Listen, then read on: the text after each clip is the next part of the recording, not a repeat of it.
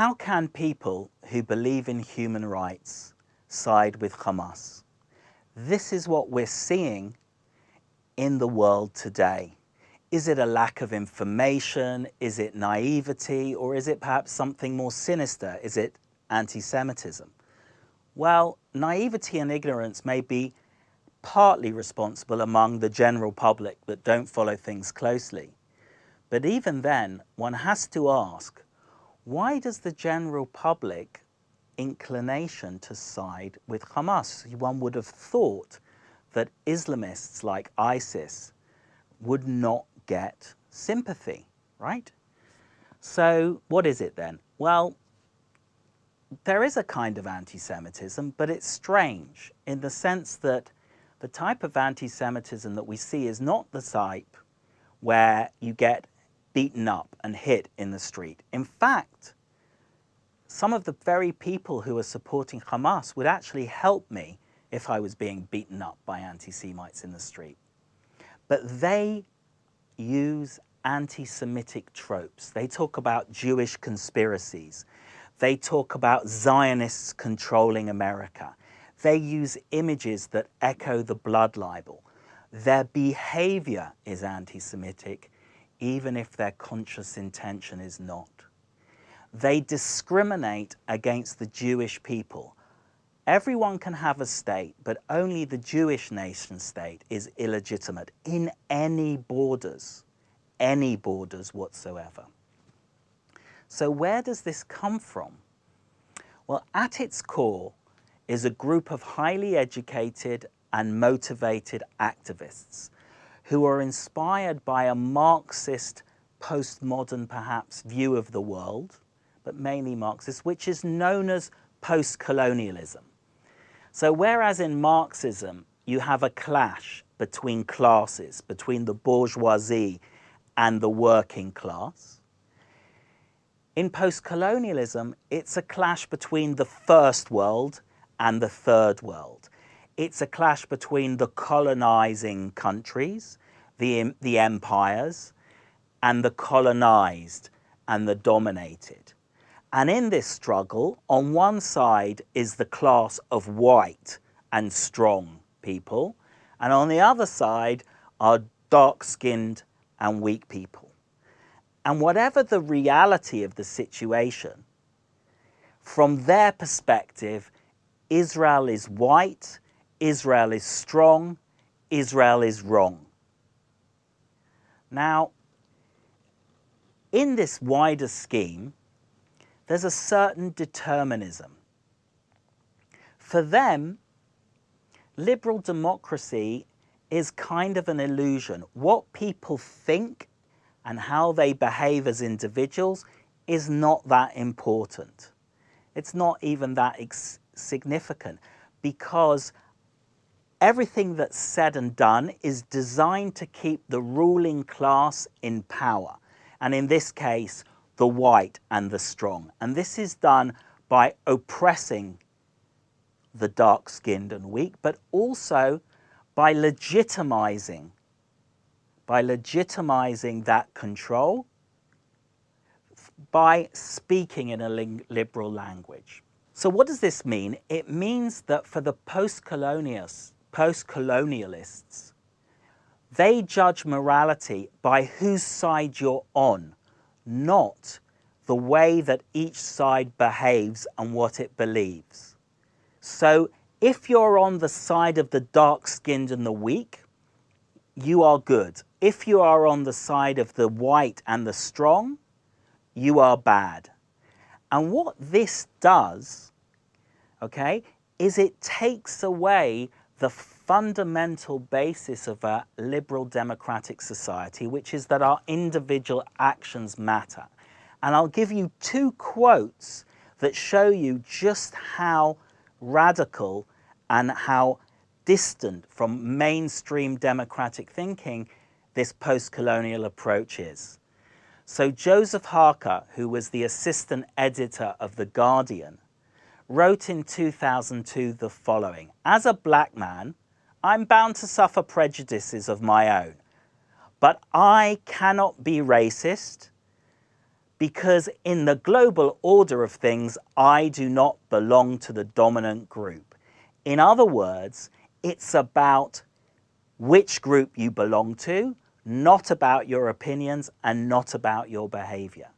And John Molyneux of the Socialist Workers' Party put it like this in relation to Israel and the Palestinians. From the standpoint of Marxism and international socialism, an illiterate, conservative, superstitious Muslim Palestinian peasant who supports Hamas is more progressive than an educated liberal atheist who supports Zionism even critically. So now we can see that it doesn't matter whether you support Hamas on everything they do or whether you're liberal. It matters which group you belong to. So the question then is, why haven't you heard about this theory? Well, the reason is that actually only a small percentage of the public believe this. The people at its root are a dedicated cadre of people.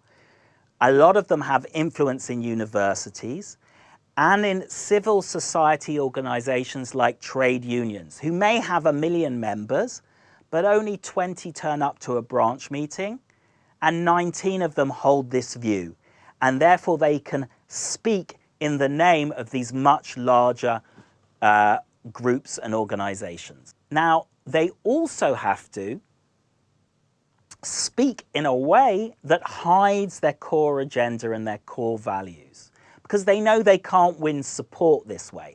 So they have to try and blur the distinction between a small L liberal discourse, which is very, very common in Western societies, and their own radical version.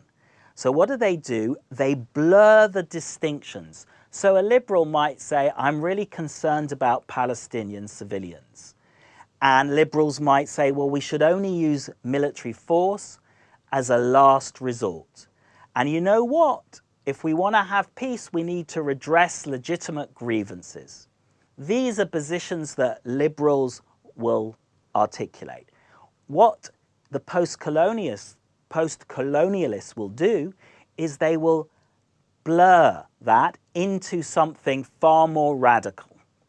So instead of talking about roadblocks as an issue, they will say apartheid roadblocks.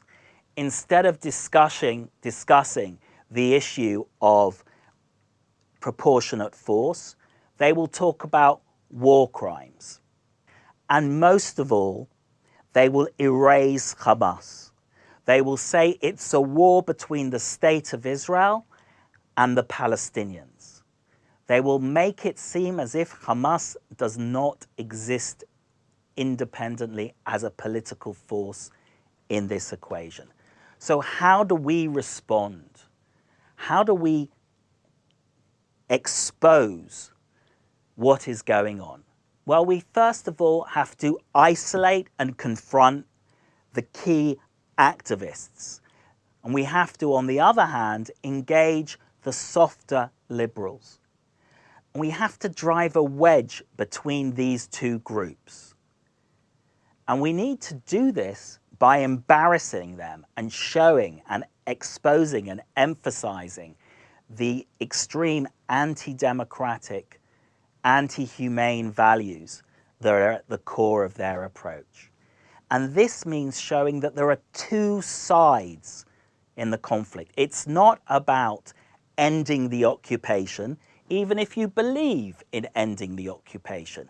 It's about trying to achieve two states living side by side in peace and security for both sides. Once you talk like that, then one can have a debate about how one goes about that. It's not predetermined by Israel being white and strong, in inverted commas. Instead of saying that the determinant of whether one is reasonable is, are you criticizing Israel? We talk about debating Israeli, Palestinian, Hamas, Arab actions and policies. Once we do that, we take away their foundation. And when they say that it's all the responsibility is on Israel because it's the strong side, we need to remind them that Israel is very strong, but it's also extremely threatened, and that it takes two to make peace. One cannot make peace with the devil. He can't be a half devil. If Hamas is demonizing Jews and Israelis and treating them and treating us as beneath even the modicum of decency that you would give to animals, then they are not a partner for peace.